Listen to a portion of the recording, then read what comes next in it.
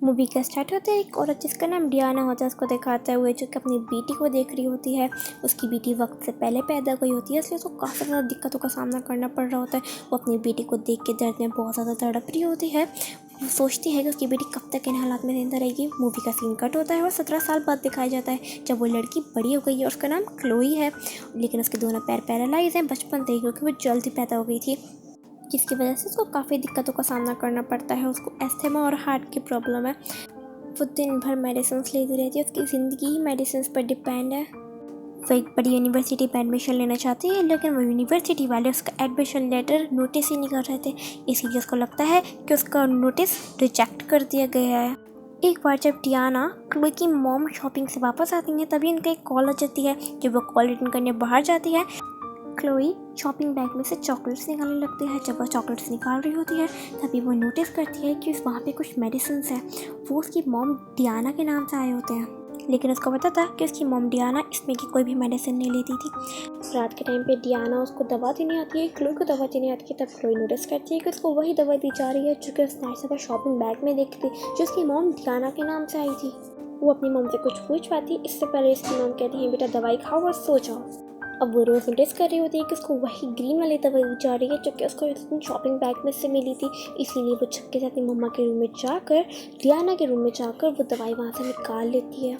जब वो उस दवाई को देख ही रही होती है, तभी उसको पता चलता है कि उस मेडिसिन को एक और रैपर से कवर किया गया है और उस मेडिसिन का नाम ट्राइऑक्सिन करके कुछ होता है।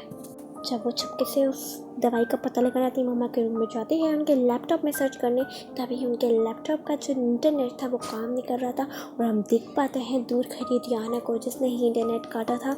वो सो खड़े खड़े अभी तक देख रही होती है। उस रात क्लोई जाके चुपचाप अपने बिस्तर पर लेट जाती है। अगली सुबह वो देखती है कि उसकी मॉम गार्डन में काम कर रही होती है, पौधों को पानी दे रही होती है। तभी वो उनके रूम में जाके एक आदमी को कॉल करती है। वो उस कॉल पे आदमी से कहती है कि मुझे एक दवा का फॉर्मूला सर्च करवाना है, मुझे एक दवा का फॉर्मूला मालूम करना है, मेरे लिए बहुत इंपॉर्टेंट है, क्या आप प्लीज़ वो काम कर देंगे। तो दूसरे साइड पे जो कॉल पे आदमी था वो उसको दवा का फॉर्मूला बता देता है। वो बताता है कि अक्सर ये दवाई हार्ट पेशेंट को दी जाती है, रेड कलर वाली, लेकिन उसके हाथ में जो दवाई थी वो ग्रीन कलर की थी। ये सब चीज़ें देखकर क्लोई को अपनी मॉम पे शक होने लगता है कि ये मेरे साथ कुछ ना कुछ तो गड़बड़ ज़रूर कर रही हैं। डिनर के टाइम पे क्लोई अपनी मॉम से पूछती है, मामा हम बहुत ऐसे कहीं बाहर घूमने नहीं गए, तो क्या कल हम मूवी देखने थिएटर चले। इस बात पर उसकी मॉम एंग्री हो जाती हैं और वो लोग अगले दिन थिएटर के लिए चले जाते हैं। मूवी देखते टाइम क्लोई अपनी मॉम से कहती है, मॉम मुझे वॉशरूम जाना है। वो वॉशरूम के बहाने से एक फार्मेसी में चली जाती है उस दवा का पता लगाने, और वहाँ पे फार्मासिस्ट जो होती है उससे जाके कहती है कि मुझे इस दवा का फॉर्मूला चाहिए, मुझे दवा का जान पहचान करवाना है। फार्मा कुछ भी बताने के लिए मना करती थी कि ये टैबलेट उसकी मॉम डियाना के नाम से गई थी। वो कहती है, क्लोई कहती है कि मैं अपनी मॉम के साथ एक गेम खेल रही हूँ जिसमें उन्होंने कहा है कि इस दवा का फॉर्मूला पता करके लाना है। तो वो बताती हैं कि ठीक है मैं बताऊँगी। फार्मा क्लोई को बताती है कि ये दवाई अक्सर डॉग्स को दी जाती है उनकी डीवॉर्मिंग के लिए, और अगर कोई इंसान खा ले ये दवाई तो वह पैरालाइज हो सकता है। ये चीज़ सुन के क्लोई काफ़ी ज़्यादा डर जाती है कि उसके घर में कोई डॉग नहीं था और ये दवाई उसकी मॉम उसको बचपन से देती हैं। वो ये सोचती है कि उसकी मॉम उसके साथ ऐसा कैसे कर सकती है। तभी डियाना भी क्लोई को ढूंढते ढूंढते उस फार्मेसी में आ जाती है और वो क्लोई को बेहोशी का इंजेक्शन लगा के बेहोश कर देती है और अपने साथ ले जाती है। क्लोई की आँख अपने रूम में खुलती है, तब वो देखती है कि उसको लॉक करते गए और दूसरी तरफ उसकी मॉम बेड के लैपटॉप में सर्च कर रही होती है किसी को कैसे बेहोश कर सकते हैं और पैरालाइज कैसे कर सकते हैं। और क्लोई अपने विंडो से बाहर जाने का रास्ता ढूंढ रही होती है, क्योंकि उसको इस रूम में लॉक करके नहीं रहना होता, क्योंकि वो जानती है कि उसकी मॉम ने उसके साथ क्या किया है। तो वो जैसे तैसे करके रेंगती हुई अपने साथ हीटिंग रॉड और अपने मुंह में ठंडा पानी भर के रेंगते हुई दूसरे रूम की खिड़की तक पहुंच जाती है।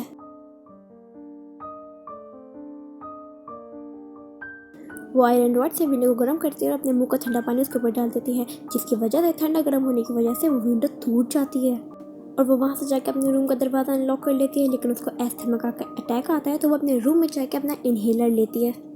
फिर जब वो सीढ़ियों से नीचे आ रही होती है, तब वो देखती है कि उसकी जो लिफ्ट थी ऊपर नीचे करने वाली वो काम नहीं कर रही थी अब।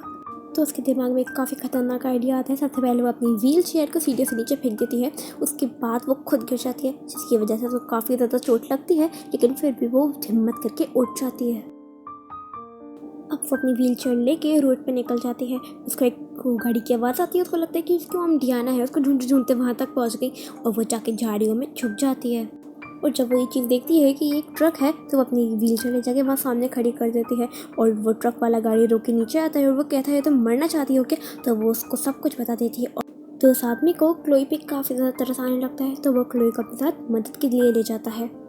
लेकिन तभी क्लोई को गाड़ी की आवाज़ आती है और वो इस बार श्योर थी कि उसकी मदर आई है, डियाना आई है।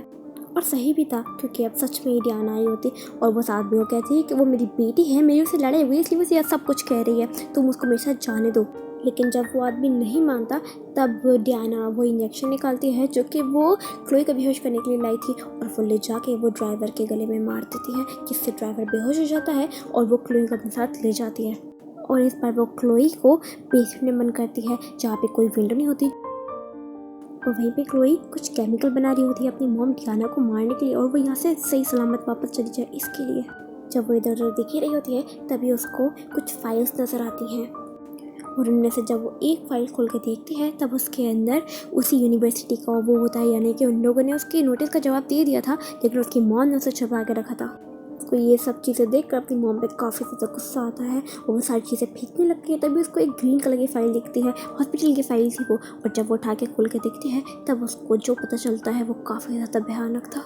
17 साल पहले जो डियाना की बच्ची थी वो जल्दी पैदा होने के चक्कर में मर गई थी। इसी का सदमा उसको सताया जा रहा था, इसलिए उसने हॉस्पिटल से एक बच्ची चोरी कर ली थी। उसको वहीं पे अपने रियल पेरेंट्स की फ़ोटो भी दिखती है जिन्होंने रिपोर्ट लिखवाई थी।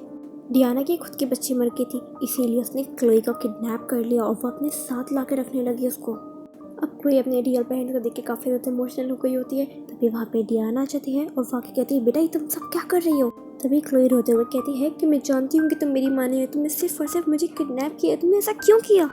डियाना क्लोई को समझाने लगती है कि मेरी प्यारी बच्ची ऐसा कुछ नहीं है, सब कुछ झूठ है, मैं तो तुमसे प्यार करती हूँ इसलिए मैं तुमको अपने साथ लेकर आई। लेकिन जब क्लोई ज़्यादा आवाज़ें निकालने लगती है तभी डियाना कुछ केमिकल मिक्स करके इंजेक्शन में भर के क्लोई के अंदर इंजेक्ट करने वाली होती है, लेकिन क्लोई वहाँ से भाग कर एक अलमीरा में आके खुद को लॉक कर लेती है। अब जब अलमीरा का लॉक खुलने वाला होता है तभी वो कुछ केमिकल उठा के पी लेती है। उससे उसकी जान तो नहीं जाती लेकिन बस वो बेहोश हो जाती है और हम डियाना को काफ़ी ज़्यादा चिंता देख पाते हैं क्योंकि वो उसको अपनी बेटी की तरह मानती थी और वो रोने लगती है क्योंकि वो क्लोई से काफ़ी ज़्यादा प्यार करती थी। क्लोई हॉस्पिटल बेड पे लेटे लेटे ही नर्स को इशारों से बुलाती है और वो कहती है कि मुझे कॉपी और पेन चाहिए इशारों से ही, और वो कुछ लिखने का ट्राई भी कर रही होती है।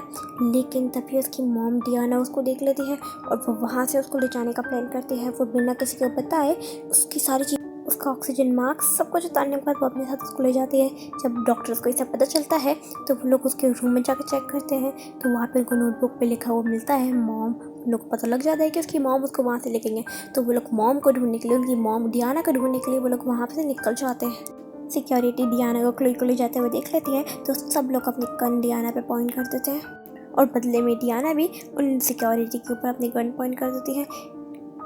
डियाना अगर नीचे करने के लिए तैयार नहीं थी, इसी चीज़ की वजह से सिक्योरिटी और डियाना को शूट करना पड़ता है। उसके शोल्डर पे लग जाती है और वो सीढ़ियों से नीचे जाके गिरती है। तभी डॉक्टर्स उसको रेस्क्यू करके अपने हॉस्पिटल में वापस ले जाते हैं।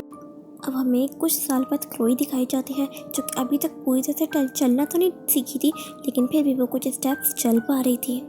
वो मेंटल हॉस्पिटल में डियाना से मिलने आई होती है और वो डियाना को बताती है कि अब मैं कुछ चल भी पा रही होती हूँ और अब मेरी तबीयत भी बिल्कुल ठीक रहती है, मेरी शादी भी हो गई है और मेरा एक छोटा बच्चा भी है। बात करते करते ही क्लोई अपने मुंह से कुछ निकालती है और हम देख पाते हैं कि वही दवाई थी वो रैप करके लेकर आई थी जो कि उसकी मॉम उसको बचपन से खिलाई करती थी, पैरालाइज करने वाली। इसका ये साफ मतलब था कि अब वो अपनी मॉम डियाना से अपने बचपन का बदला निकाल रही है और वो दवाई वो डियाना को खिला देती है। इसी के साथ ये मूवी यहीं पे एंड हो जाती है। Thank you for watching.